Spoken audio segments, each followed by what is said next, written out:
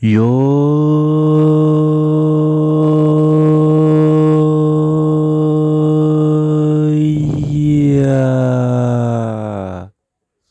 Branches of geography. What does it mean? What is geography of branches? Kayo tokon toko kolal.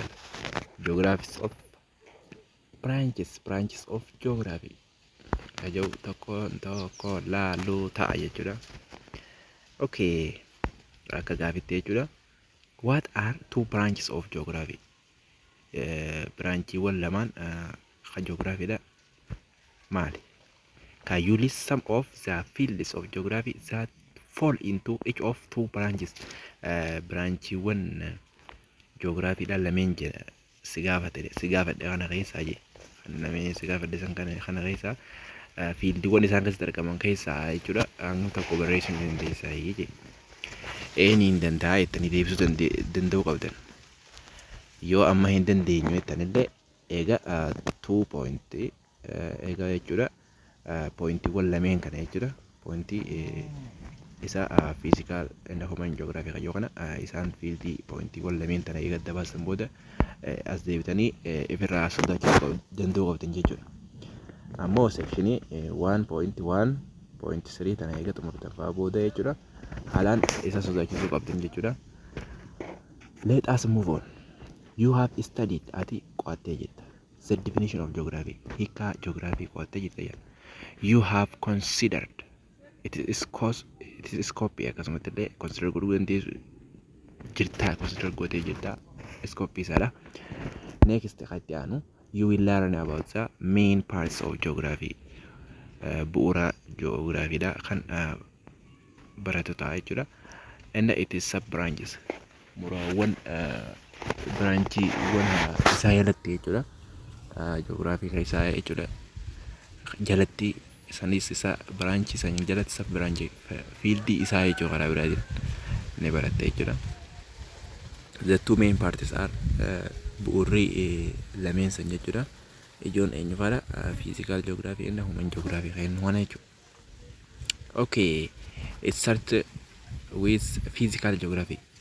Physical geography jechuun maal jechuudha kayyoo gaafii asitti si gaafate. What does physical geography study?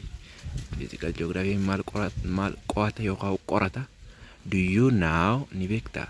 The sub branches of physical geography warra fiildii wan physical geography katee kana beektu. As deebitanii sodaachiftanii isin jedhee let us move on. Anas isin deebisuun that it's useless according to my perspective. Akkanatti fakkaatee jechuudha. Physical geography studies the distribution of natural features of the world such as climate, landform, soil, vegetation, surface, drainage systems, water resource and animal kayyoo qorata jechuudha. Qo'ata eenyu physical geography kennuun kun natural features of the world warra fishery natural katee jechuudha. Eenyu fa'a akka climate, landform, soil, vegetation fa'a surface drain system, water resource and animal kayyoo qo'ata yookaan qorata jechuudha. These branches of geography although consider the cause, effect and interaction of those features. Kunis akkasumatti illee branchiin kun jechuudha maal qo'atti waa'ee sababa bu'aadhaa fi walitti dhufeenya isaan jidduu jirtu jechuudha. Walubanne physical geography is further subdivided into more specialized field of study as follows. Gadi fageenyaan addaan qoqqoodamee jechuudha. Kan akka armaa gaditti kaa'amee jechuudha. Specially addatti jechuudha. Kan addaan babee jiru asirratti kan laallu ta'a jechuudha. Physical geography. Geomorphology, climatology, biogeography, oceanography, soil geography kayyoo if keessatti hammate eenyu physical geography. Biogeography'n phytogeography fi zoogeography if keessa qabata jechuudha. Isaan hundinuu fiildii sana tokkoon kan laallu ta'a jechuudha. Biogeography kennuun biogeography deal with jechuun yookaan biogeography studies jechuu dandeessan. Deal with kajoo kana asitti phrasal verbiin kun deals with kajoo kana studies jechuu biogeography kun study the distribution of plants and animals maal jennee biogeography kun deals with the distribution of plants and animals. One part of biogeography deal with kutaan biogeography tokko katee maal qo'ata jechuudha patterns of vegetation growth in relation to climate, soil and human activity, and it is known as photogeography da.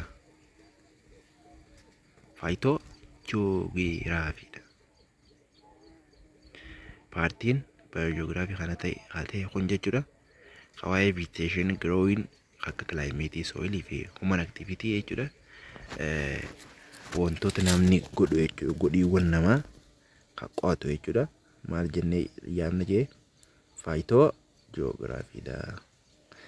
There is also akkasumallee another part of biogeography that studies yookaan deal with kajoo kana gatee barattoota isaan kun hiikaan isaanii gosa tokko jechuudha. Deal with fi studies kajoo kana qorachuu jechuudha. Karaa biraatiin studies why certain jechuu addeessanii why certain animal life in one region and not in another kajoo qoratu jira jechuudha.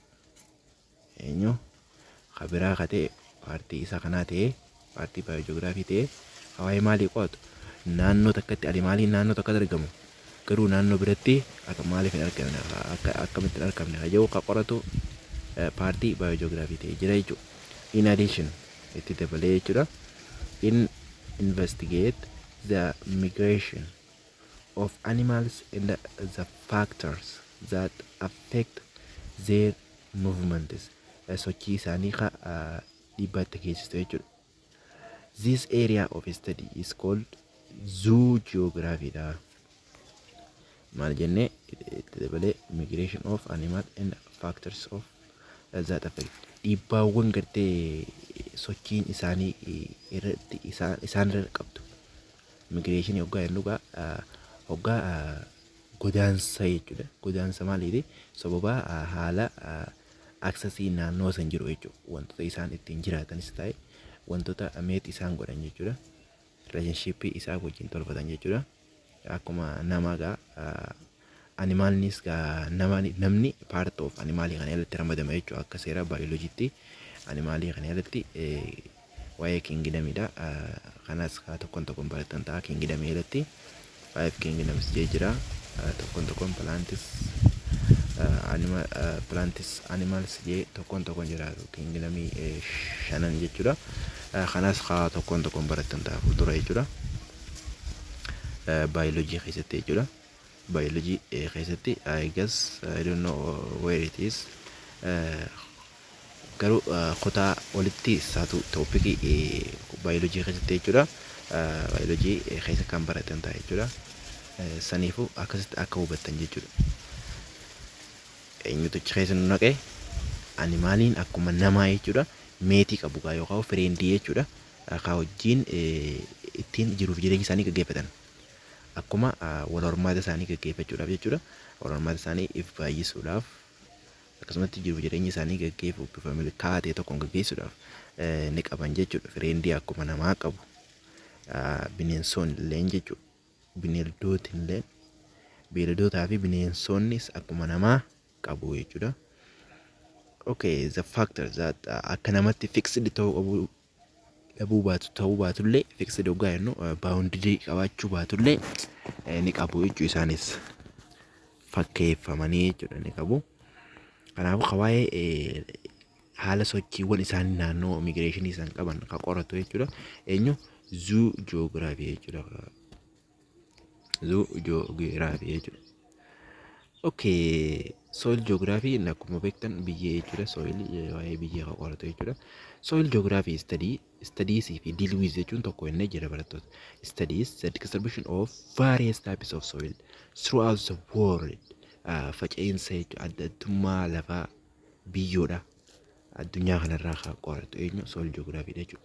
Soil geography studies how different kinds of soil influence type and amount of crops produced in an area. It also examines how soils are affected by agricultural activity. Activity dhaan jechuudha. Akkamitti affected ta'a, akkamitti miidhama haala jiru jireenya wantoota achirra jiran saniitiin akkamitti akka miidhamu kan qo'atu jechuudha. Okay. Jenne throughout of the world kanarratti addunyaa irratti akkamitti type gosoonni biyyeedhaa sanii fi akkamitti ammaayis hammi sanyiiwwanii produce godhanii oomishanii jechuudha karaa biraatiin oomishanii jechuudha. It also examine kanallee ni qo'ata how is soil is akkamitti affect godhi meeti by maal affected maaliin akkamitti akka miidhamtu qonnaan activities wantoota isarra gaggeeffamu saniin practice in an area naannoo sanitti kan gaggeeffamu jechuudha. Okay.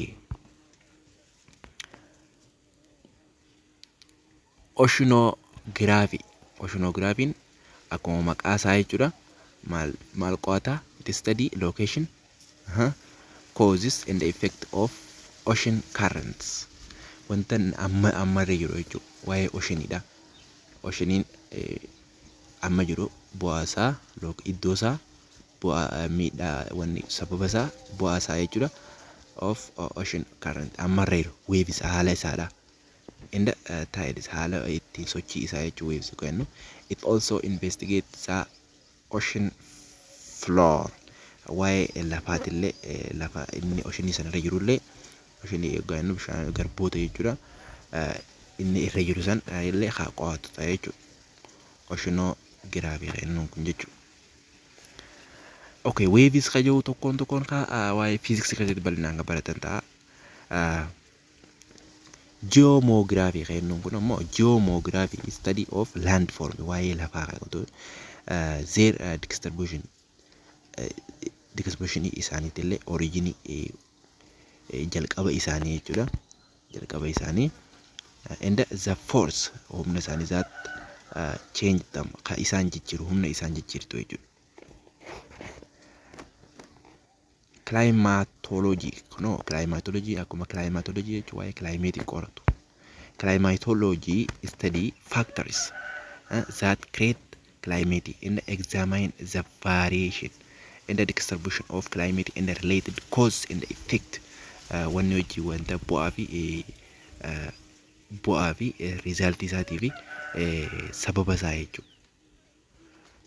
Sababa isaa kan walitti relate godhee walitti fidee haa qo'atus illee waa'eenyu climatology tokkoon barattoota kana sirriitti learn it by your heart onneedhaan qabachuu qabdu jechuudha. The factor create akkuma maqaa isaa kanarraa barreessaniif gala. Climatology kayyoo kana climate waa'ee climate and examine haa godhu. Kun it is easy guys. Geo jechuun kun akkamatti geo gaan waa'ee lafaa haa qo'atu jechuudha. Kun ammas itti landform jedhamu.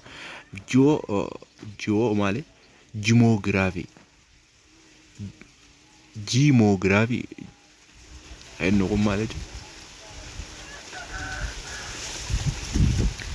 Waa'ee geomography jettanii fudhatte. Geography akka jedhuuti jechuudha. Inni geomorphology dhaan isin ammoo akkam jettanii fudhattanii isin jallisuu qotiif miti. Easy dhaa qabadhaa jechuu qoti. Akka geography akka jennu kallattii waan ogaa waa'ee lafaa haa qo'atu jechuudha biraati. Haala teessummaatti ta'ee wamma bakka lafa kanarra jiru jechuudha haa qo'atu. Akkuma sanii kun fiildii internaalii keessatti argamtu waa'ee fiizikaaliitii barattoota. Maal jennee geography jenneetini biraanchii isaa jennee biraanchii sanirraa ammoo gadi fageenya biraanchii isa sanii eenyu qofa amma waa'ee fiizikaal geography qofa ilaallu jiru. Waa'ee fiizikaal geography qofa ilaallu jiru jechuudha. Wal hubannee geomorphology dha inni geomorphology dha. Garuu geography kan fudhatte yoo ta'an jechuudha. Okay. akkuma maqaa isaa ifiifuu kileeriidha ifa isaniifi saniifuu human geography kajuu yeroo dhuftu kaa ittiin foofnu ta'a. Until then, have a wonderful time. Hanga sanitti yeroo gaarii qabaadhaa. Thank you so much.